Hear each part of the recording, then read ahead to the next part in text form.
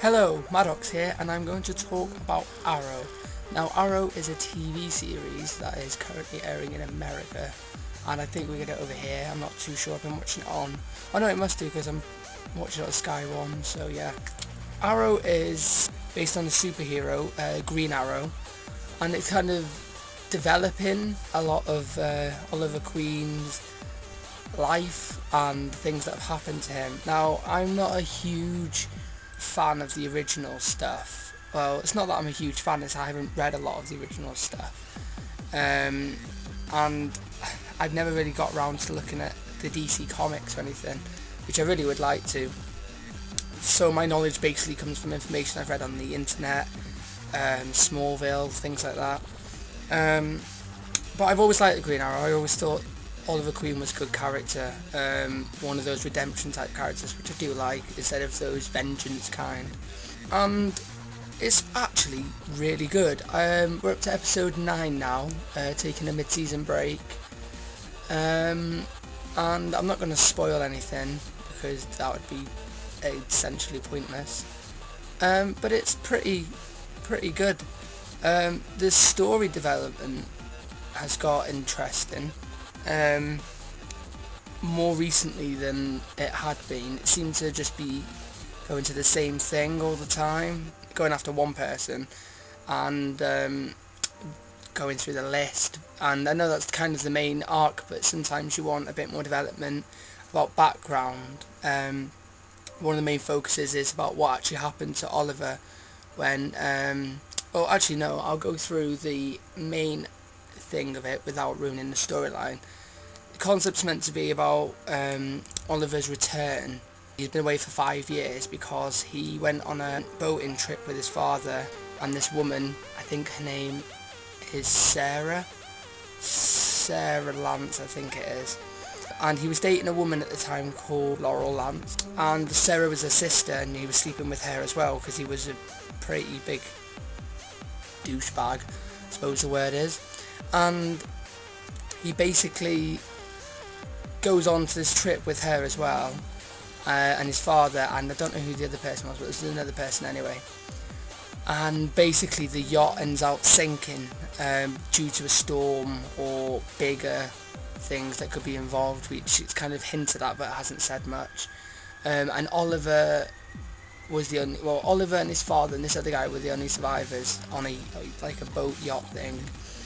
And his father ended up killing himself and the other person, and telling Oliver to live, so that he could have the supplies and everything. And he gave him a list. Well, it wasn't a list at the time, it was just a book, and told him to do things that he couldn't, basically make the city better, because he was part of an organisation that was making the city worse. And basically I think his father started feeling guilty, not too sure.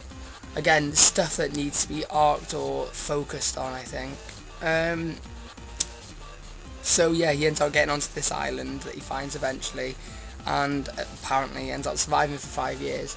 But one of the main stories that I like is what happened to him on the island. They keep showing it in bits of flashbacks about him meeting this other character, starting to learn how to survive and stuff, and then other things that are happening on the island, which have become really interesting, and added a few DC nemesis, I suppose the word is, or anti-villains, into the story. Anti-villains? I mean anti-heroes. Anti-villains, that's a hero. Yeah, adding them into the story, which is nice, because it's not too much, but it's nice little bits that they're showing through. The only ones that I've realised that they have shown is the Huntress, which, oh my god, I can't remember the actress's name that played the Huntress. It's Jessica something, but I can't remember. Well, she was the Huntress. I was impressed by it, because they've also got to do kind of what they did with Smallville, because that's the only show I can really make it seem like it is, because Smallville was the same, where they tried to take superhero and DC concept and make it more realistic. Obviously can't be completely realistic because it would be superheroes, but make it more realistic than bright colours and stupid obsessiveness with overpowering people. So the Huntress was nice because I've seen a lot more of Huntress than I have of Green Arrow, to be honest, and she's very advanced, I suppose, and the way that her story goes in Arrow, it seems very well thought out, and it seems to explain a lot about why she is doing what she's doing. Anyway, he manages after about 5 years to signal a boat that's passing, I think it was, or a plane, I can't really remember. No, I think it's a plane, and then the plane goes to get a boat, because it's only one of those boat, I don't know, I don't really know. But anyway, he ends up making it back to Starling City. And now he's back, and he's had like 5 years of being on his own and stuff like that. He's become a completely different person to what he was. So a lot of his family and stuff are expecting him to be a jerk, because, well, before he left he was. But the 5 years have changed him in a really dramatic way, made him think about a lot of things that he's done. One of the main things that he feels very, very bad about is the fact that he betrayed Laurel, which was his girlfriend at the time, and that he blames himself for the fact that Laurel's sister Sarah died because she was on the boat or having sex with him. So I think it's good character-wise, because it's nice to see a character that's because he starts living this double life, so we can start doing this list, going through these lists and sorting out these people that his dad told him to make sure that they don't fail the city, and if they do, to basically eliminate them, so they can't fail the city anymore. He's got to live like a double life. He's got to have his Arrow life, you know, as every superhero does, and his normal life. And his normal life is hard because he's trying to reconnect with his family, but every time something seems to happen where you can reconnect with them, something calls up and he needs to go and do his Arrow business, and obviously he can't tell his family about that. Another story that they started arcing off into, which I was really enjoying, was Walter, which Walter is the guy who married Oliver's mother after the death of Oliver's father, and he's basically like the stepdad, and at first you don't really have an opinion on him, he's not really there enough, and then he starts looking into the background of the Queen bank, I think it's bank data, I'm not too sure. He ends up looking in the background of something and seeing a lot of money that went missing mysteriously, and when he starts tracking it down, he finds all this different stuff out, and I was kind of enjoying that until recent events happened, which, no, before I say it, he didn't die, so don't think he dies, but some things happened lately, and, well, I don't think he's going to be doing that for a while. But I was enjoying that, and I was also enjoying Felicity Smoak, her name was. She's the IT. I think she's the head of IT. I'm not too sure, but she works in IT in the Queen company, and I don't know. She's such a good character. She's been written in, like, most of the time she's on screen, which isn't that much.